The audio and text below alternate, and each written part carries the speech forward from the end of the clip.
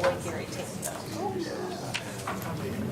Princeton Morris don't want some adjustments, so I used to say something, but I don't. That was a good game. It was, so probably goes. It wasn't a blowout like. All right. Did. Dallas has some questions. We're not going to talk about Dallas. How do we get there? I would love to talk about that. Meeting hasn't started yet. I know. All right. Well, we're going to start it before things get out of hand. Before someone asks, how about them Cowboys? So, welcome everybody. It's January 16th. We are opening our 4:30 p.m. work session. I note that we do have a quorum, and we have an agenda of two important and topical items. So without any delay, I'm going to turn it over to our update on the 2023-24 instructional calendars and the presentation by staff. I'm not sure who is driving, Mr. Carras? Yeah. Enthusiastic. I've had the guru as my backup. All right. Appreciate you taking the time today. We're going to talk about one proposed update that we'd like to share with you that based on feedback that we've heard from board and staff, board and the public, to reconsider looking at March 5th as a potential non-student day due to the primary elections that will be conducted at many of our schools which serve as polling sites. So we've done some analysis, we'll walk you through it, and then we'll get some feedback from you. So historically, Wake County Schools has served as polling sites. Traditionally, it's been upwards of 80 plus in the last several years. National election years tend to be the more popular dates where we get the most attendance at those polling sites. There are multiple polling dates throughout the years, okay? You have national, you have the primaries during that national year, and then you also have runoffs, but this is mostly just dealing with the primary that's in March, okay? We've already, to give you history, we've already taken Election Day and made it a teacher work day. And just balancing and understanding, as we create teacher work days, when we build the calendar, because we only have how many teacher work days? 17. Those days we try to strategically place once a month to help give some time for teachers, and at the end of marking periods to give time for teachers. And as those days have become more and more popular, we're also getting feedback from families that they want certain religious holidays to fall on those days. So as you're going to see in an upcoming calendar for 25-26, we're going to have a dilemma where we don't have enough teacher work days and accommodate all the calendar requests for holidays. This would be another one. So as you're looking at potentially adding a teacher work day in future calendars for primary election days as well as the regular election day, you're going to then take away from other accommodations we've been able to make for families moving forward. So just kind of setting the scene for what you're going to have to juggle moving forward for calendars. Student safety has often come up when discussed using schools as polling sites, and so that has something to do with the recommendations that'll be made today, okay? And I would like to share that we have not to date had any issues or concerns at any of our polling sites with regards to student safety. Election Day, as I shared, was already on the calendar. Because this is a national election year, March 5th, we are looking at the number of voters that were projected to be on school sites at the 80 plus sites. And so therefore, we're looking at making that a possible non-school day for students. The general statute, this is just the calendar law. We have to have a minimum of 185 days or 1,025 hours of instruction. Because of the calendar that we create, we often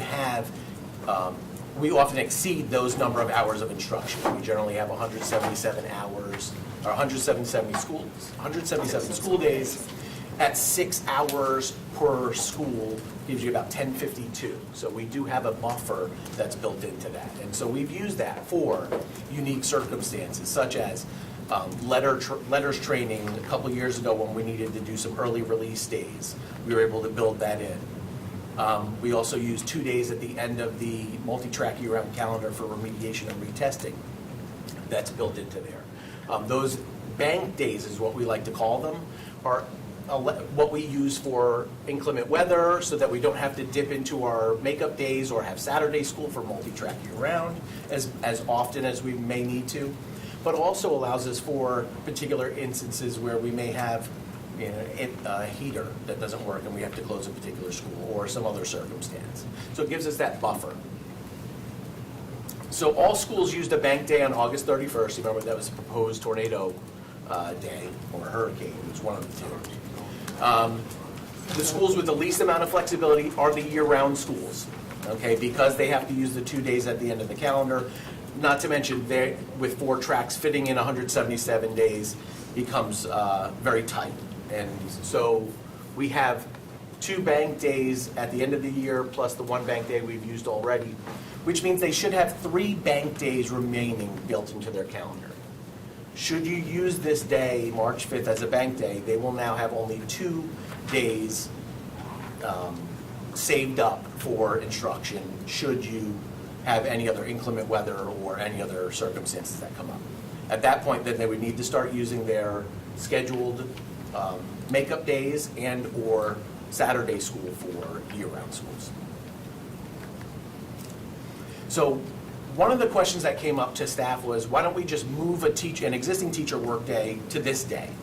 And staff doesn't recommend doing that because schools have set professional development on certain teacher workdays. Parents may also have that day set aside for care, and so having them change that day and moving this day to a different day doesn't seem something that staff would want to recommend. So as I shared, we have the 3 additional days of bank time. However, using this day for March 5th would only give us 2 additional days for inclement weather. So that is something that you'll have to assess or discuss to figure out, is that enough of a buffer moving forward with the weather that we're soon to be dealing with. Leaving it up to you, so staff is proposing to bring this to the next board meeting on February 6th as an action item. If you choose to bring it earlier, we can bring it tonight and vote on it. Just wanting you to think about the impact it may have on your year-round schools and giving them less time to have a buffer in case of inclement weather. And if you have any questions or concerns, I'm sure Tamani can answer those. Thank you. But we're here just in case you have any technical questions. Great, thank you, Mr. Carrozza. And again, Ms. Amsterdam-Powell, thank you for all the work that you do on our calendar committee. This is a long process.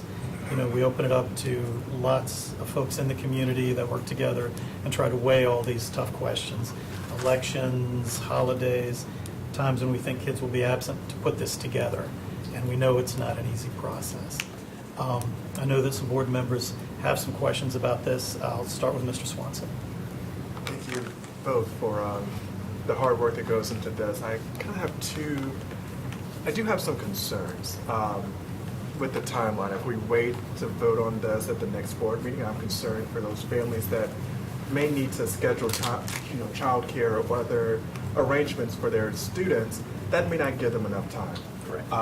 And then my other concern is looking at, God knows we don't know what the weather's going to look like. Hurricanes or tornadoes are now the new snow days. What may happen there, and looking at what are some of our alternatives, because I don't believe that for some of those families, Saturday or weekend schools is going to be conducive. And then finally, my final point, as we go into the upcoming years, we know that those presidential elections and midterms are very crucial. Is there a way for us to go on and identify those days as teacher work days so we don't have to make these decisions on the back end versus those decisions already being made in the front end? That final piece, I think that is a conversation that I've heard that when the calendar was put together, they considered the election year, presidential year. They didn't think about the primary. So moving forward, that absolutely will be a part of what we do to make sure that's included. So, Yeah, that is correct. And even those, not just the presidential, but those midterm elections as well, which we see a lot of traffic, and our schools are often utilized for those. So that's just something I would hope that we would consider moving forward. Jill Touchberry does a really good job of keeping track of who comes to our polling sites, who's being used, and then what's the attendance that comes, and we can look at for the high traffic days and start to build those in. Like I said, the only caveat to that is you're starting to take away those holidays that we generally have started to try to provide as teacher workdays for certain religions. And so it'll be a little bit more difficult to accommodate everyone's request. Thank you. Ms. Mahaffey? Thank you for this. I know this was something that we would bring up as we got closer to Election Day. And the fact that we've built Election Day in, I think has been really helpful and predictable, even with a wonky Veterans Day holiday coinciding in the same week as Election Day this past November.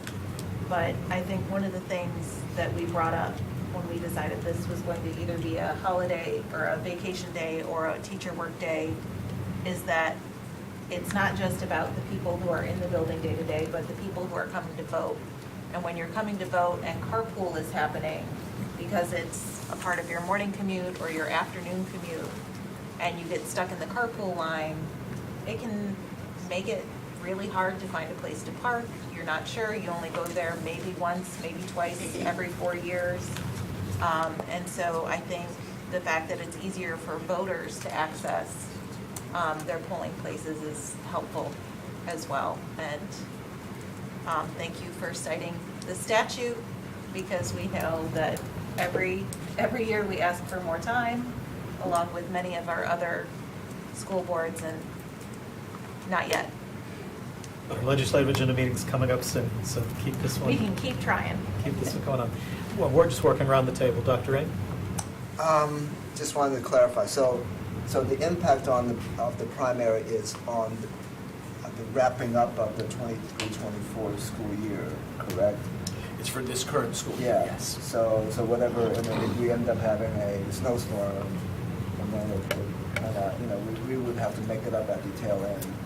That's the biggest problem that would come up if we end up saying, yes, we want to make this into a day. Yeah. And our year-round schools, like I said, they still have 2 bank days, along with their planned, what do you call those, inclement weather days on the calendar. It's just harder as you get further into the school year. Those teacher work days that you've used have already passed, so you can't go back and use those. So then you end up having to use Saturday or extending the school year. And we don't, for year-round school, you don't have the ability to extend the school year.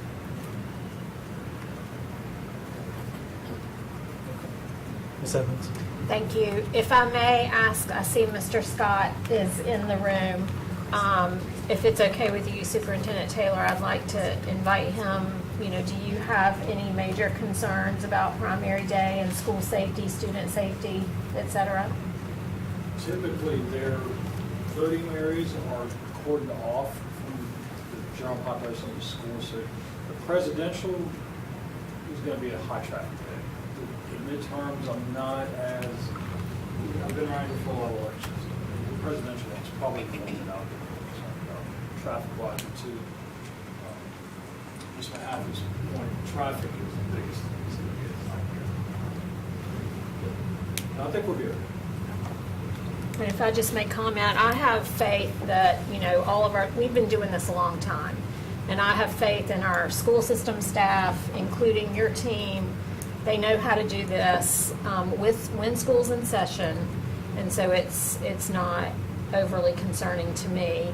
And I support going forward that more attention is paid to the primary days, with the calendar committee.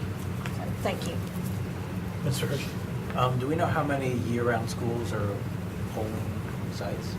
Oh, figures you'd ask me that. And I Almost had all that of during the them. last time we did this I assume presentation. a lot of them. I know there's a total of 80-plus schools. I want to say maybe half of them, I think, and don't quote me on that. I'll get you the exact number after. When was the last time we used all our bank days? All our bank days? Yeah. It was before COVID. Yeah. That we've gone into having Saturday school. It's probably been 6 more Yeah. years. We had a really bad snowstorm one year that When we used to get Spring snow. break. Kind of thing. Right. Ice. Ice, yes. We don't even get ice.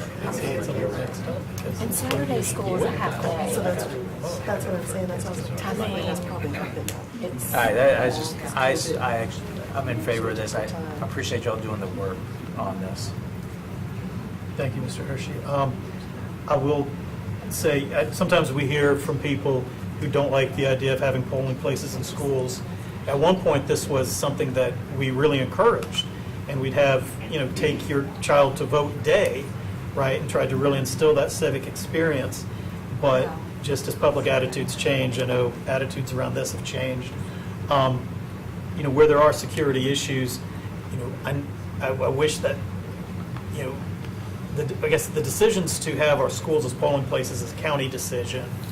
And I know some people come to us asking us to change it, but this is something we do with our county partners. And just sometimes I wonder if, there are projected to be large crowds or large turnouts, that maybe we could coordinate with law enforcement just to have additional sheriff or municipal presence just in neighborhoods. If tensions are running high, traffic is bad, right?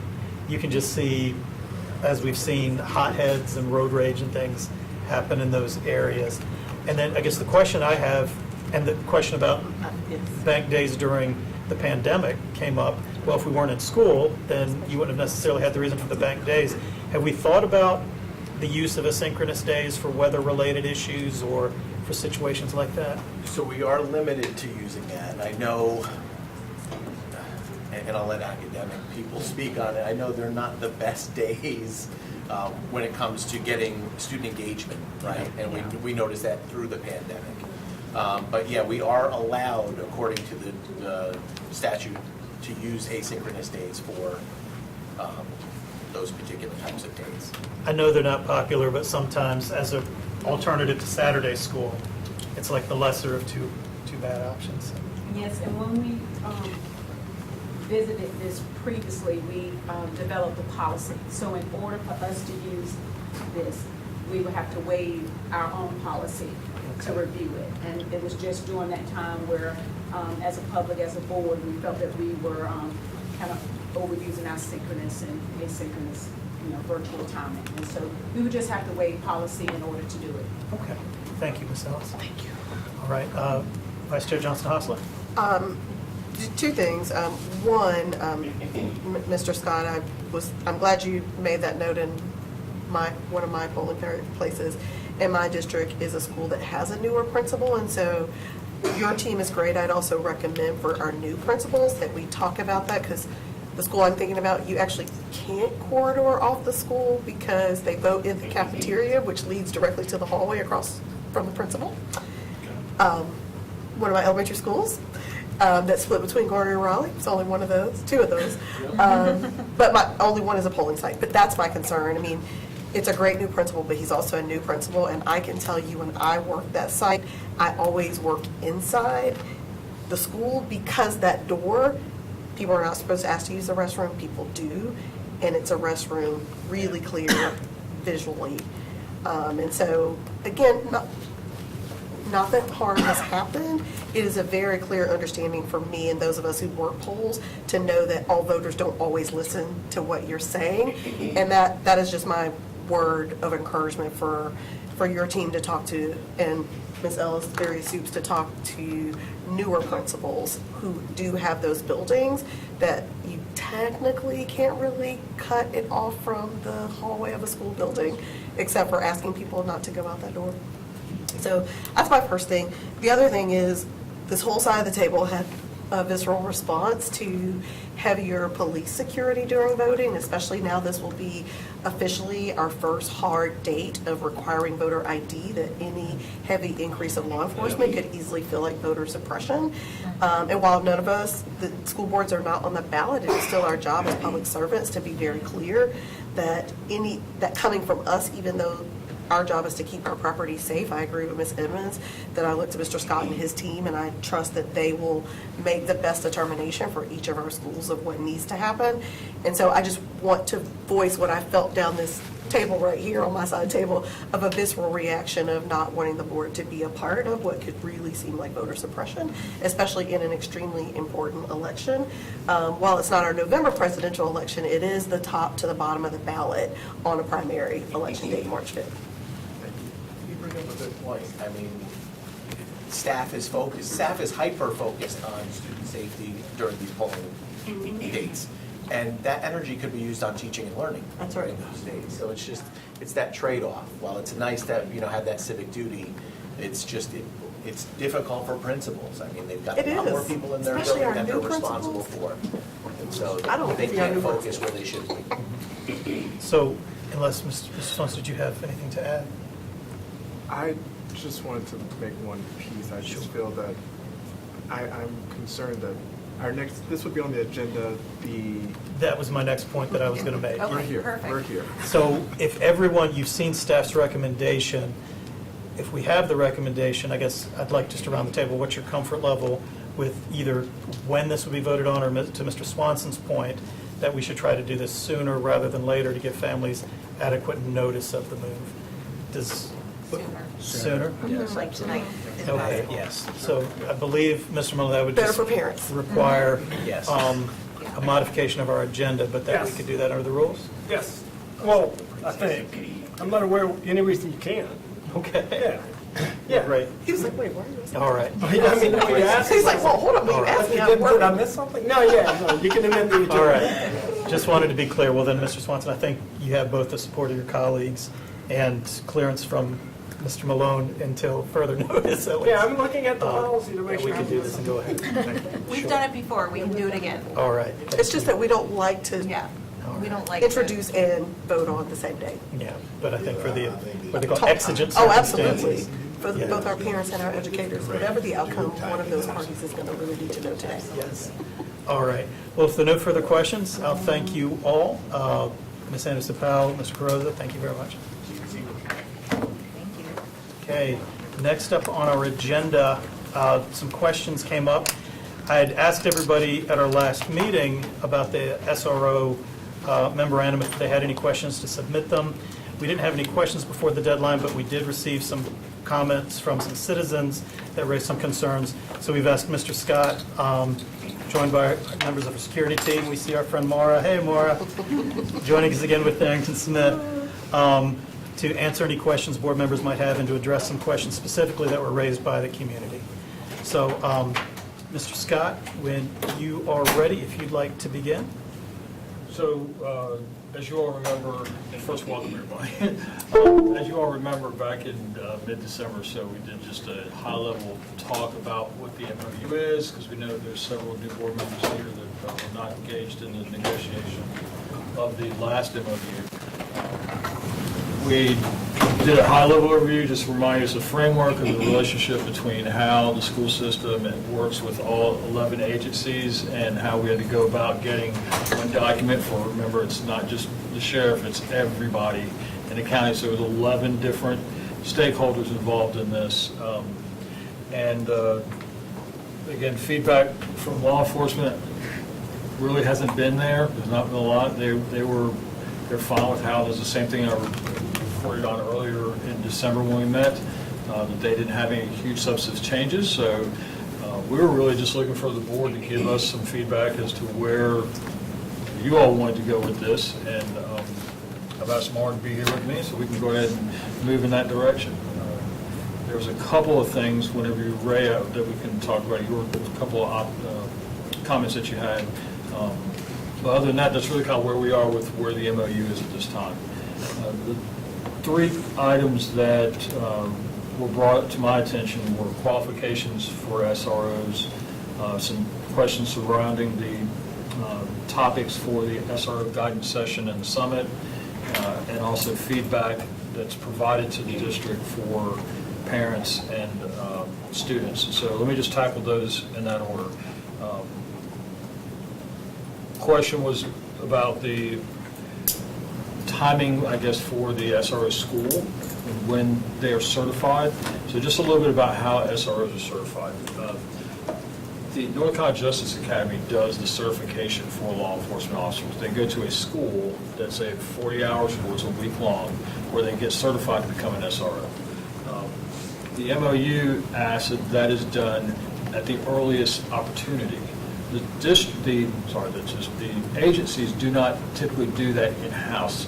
Someone from the North Carolina Justice Academy does that training for them.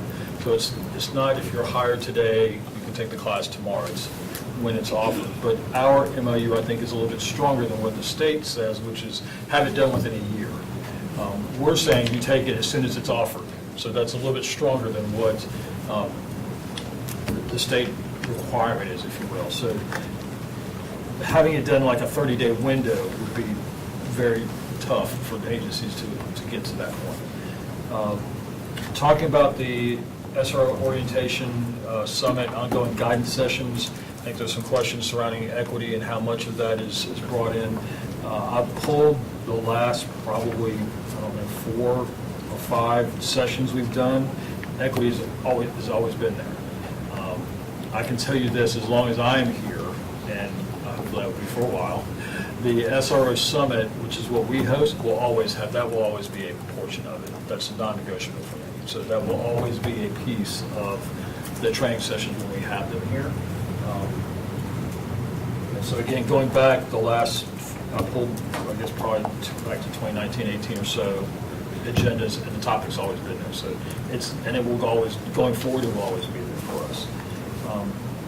As far as feedback from parents and students, yeah, the MOU doesn't necessarily guide how and when we do everything, but there's nothing stopping us from getting that feedback at any time. We don't have to ask law enforcement or for their permission to get feedback on our own program. So that's something that we will definitely take a look at. We haven't in the past done the parent and student part of it, but again, there's nothing stopping us from doing that. We can do that anytime. Definitely feel like we need to. So those are the 3 things that were brought to my attention that you all wanted to discuss. Does that answer pretty much the things that? Yes, not that I do have other questions, and sorry, Chair Haggerty, and I know that Mr. Scott is looking at me because I brought this stuff forward. So we all received an email from one of our community partners, the Education Justice Alliance, and I felt like they had some, very reasonable requests of us when looking at this MOU renewal. And those were the 3 things that really jumped out for me as sort of low-hanging fruit, for lack of a better way to frame it. So if we could go back to the equity piece, I did notice in the existing MOU that we have several attachments that we include. So, supporting documents, if you will. I haven't seen how exactly, they're referenced in the MOU. But would it be possible, if we don't feel like we can require equity training language in the MOU, is it possible to attach our equity policy now that we have one? Because I noticed there's 3 other, more than 3. We include other policies for them, our relationship with law enforcement, student records, child abuse and student safety. Is that something that could be added? So, of course, if the board wants to add it, that's something we can ask to add. That's going to be kind of my general first response to lots of questions of what can change in the document. For background, I think one of the main functions of the attachments last time was the last round of revisions was the first time the document itself made reference to the different levels or tiers of misconduct in board policy. And we wanted to ensure, and law enforcement, and I'm grateful for this, wanted to ensure that they were looking at the right policy and really understood those distinctions. And that led into a broader conversation with law enforcement about adding some of the most pertinent policies to this. I don't see why we couldn't ask about that, certainly. And would just add, kind of echo what Kendrick said as well, is when y'all are thinking about kind of community feedback, teacher feedback, administrator feedback, and how to incorporate that into an SRO program. The SRO MOU is one way to go about incorporating it, but it's one of many tools the district has at its disposal that govern that program. From a legal perspective, it's a service contract between parties, so we certainly wanted to include the terms that allow the parties to hold one another accountable. But if there were a desire by the board to have an emphasis on equity training, you could direct Mr. Scott to incorporate that into all the components of the training in the SRO Summit, irrespective of whether or not that requirement made its way into this document. So I just offer that as a consideration when y'all continue to get and solicit more feedback on the program and the document. Now, just if I can just add to what you're saying, in the document itself, we do have some, I guess, broad recommendations of topics that are in there, restorative justice and non-discriminatory administration of school discipline. Those types of things are already there. So it's good for us to have some flexibility, because there's certain things that come up throughout the course of time, school safety-wise, that may move to a place where we need to talk about them. They're not in this document right now.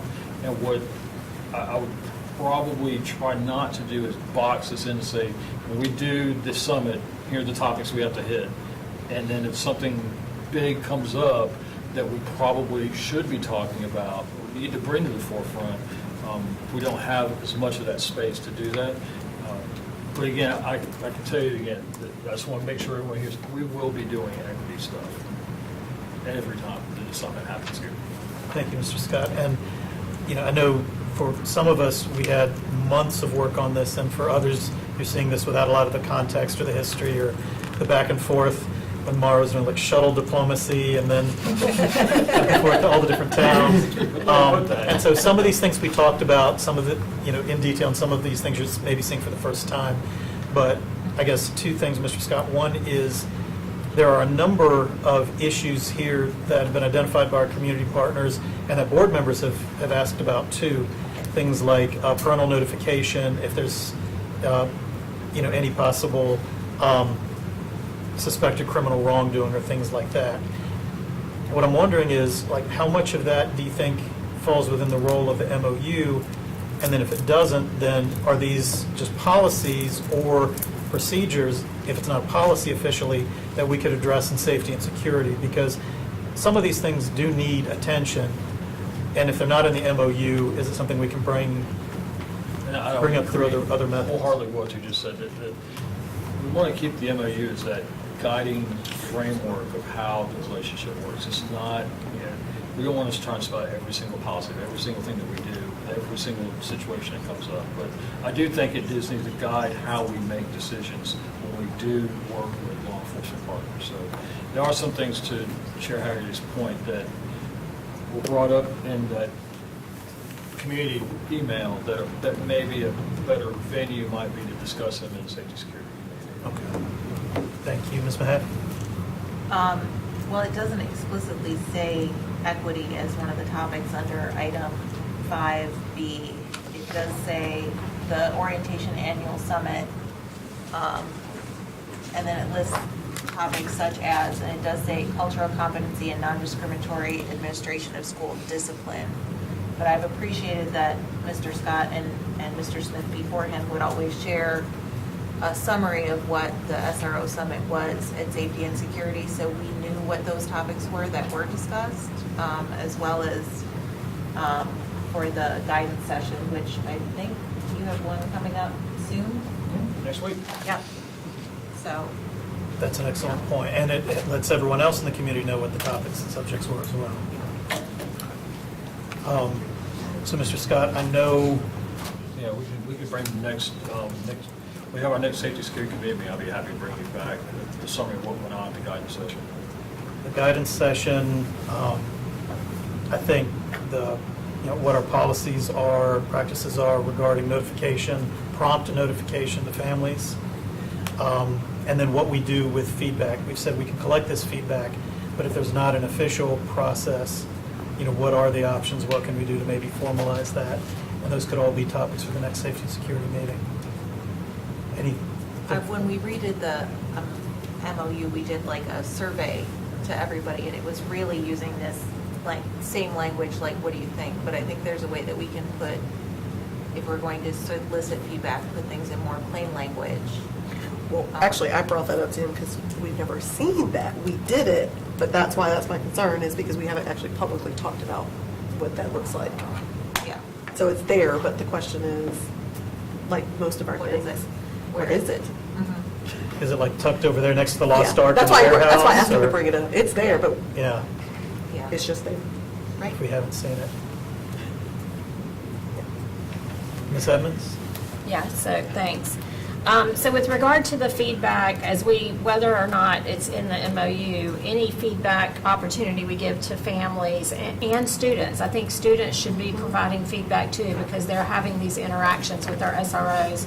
I think that needs to be something more permanent than a one-time, hey, we're sending you a survey about your SRO.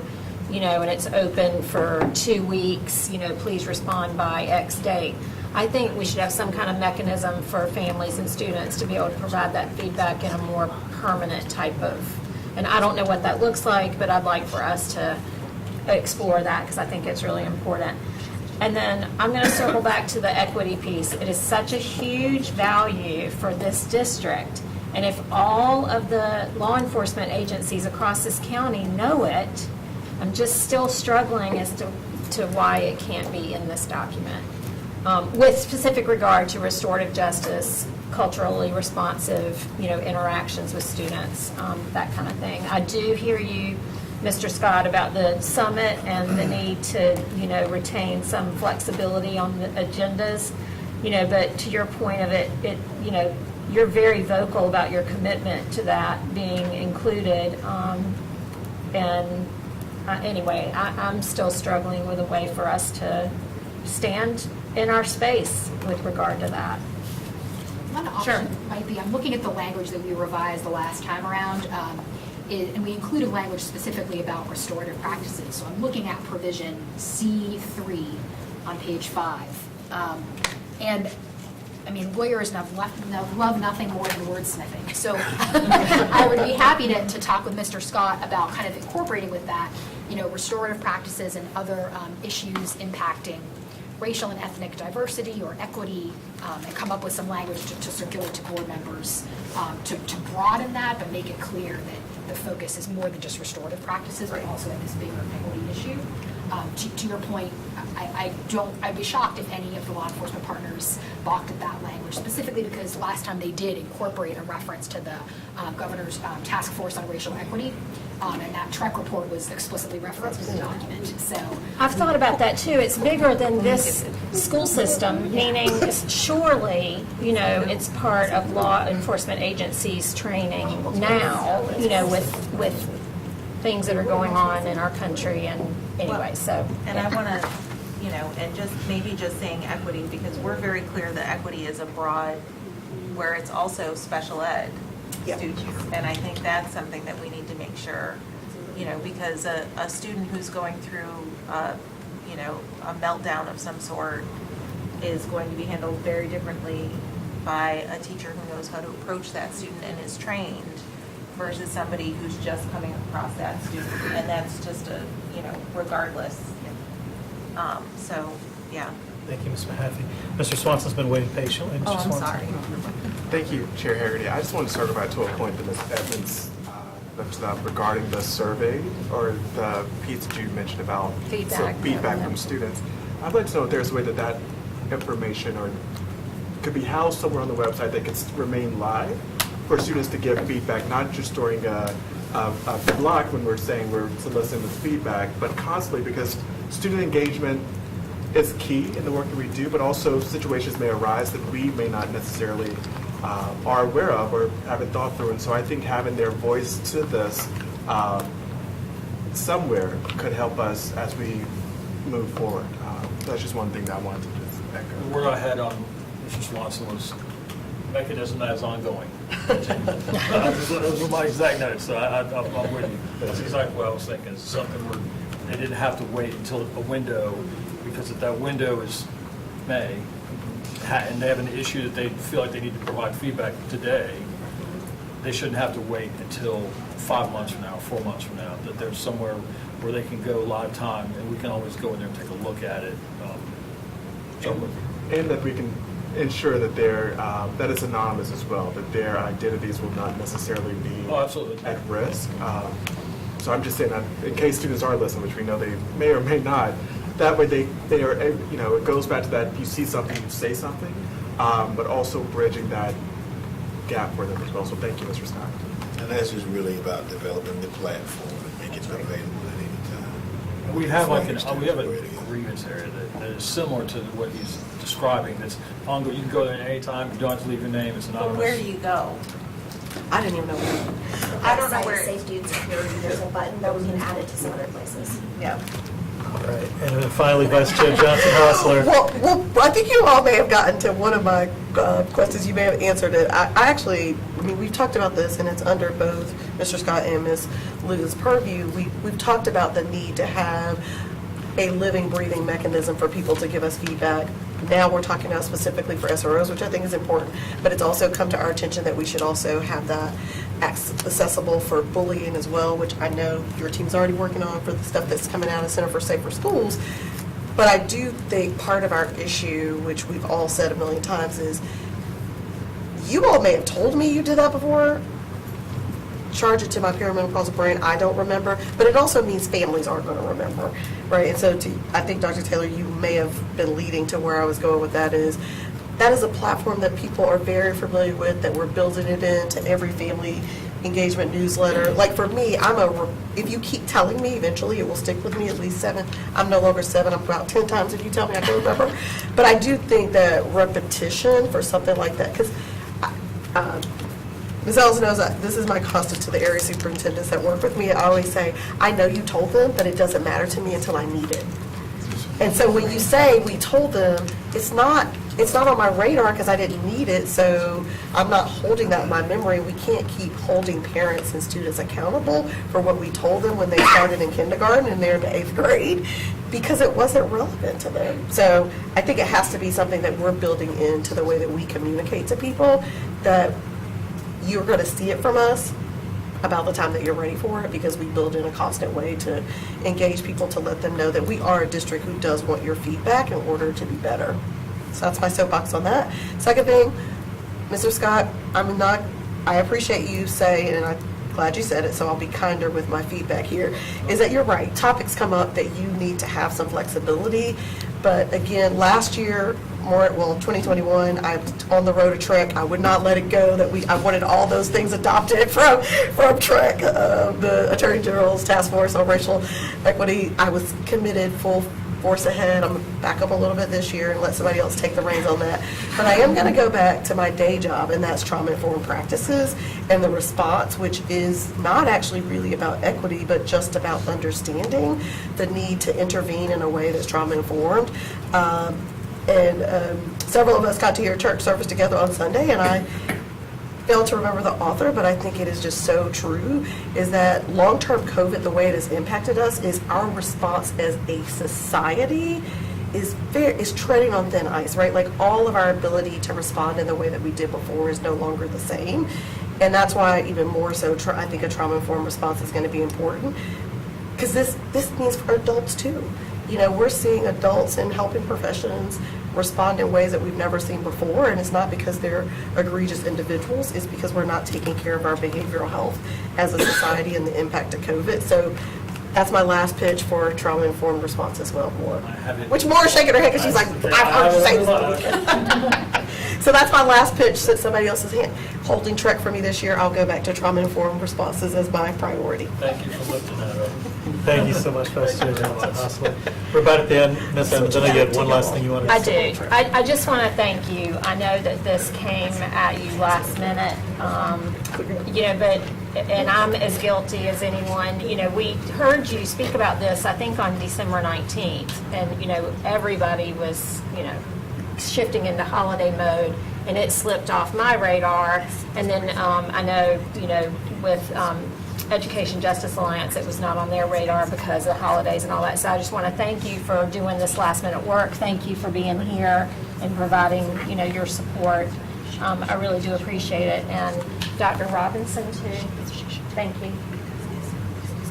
We're here for you. Thank you, Ms. Evans.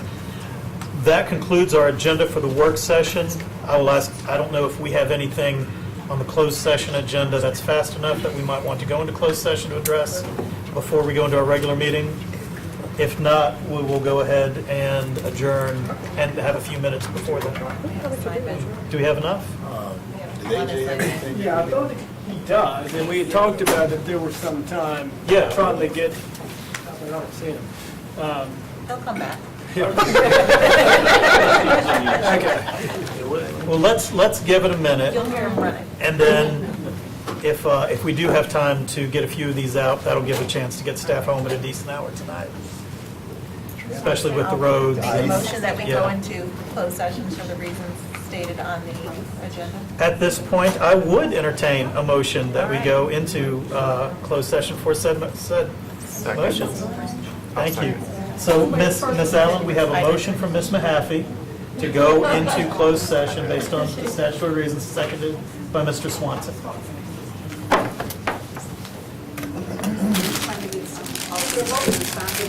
And now, if we're ready, all in favor of moving to closed session, please say aye. Aye. Any opposed? All right, please vote. And we'll give just a minute for the room to clear.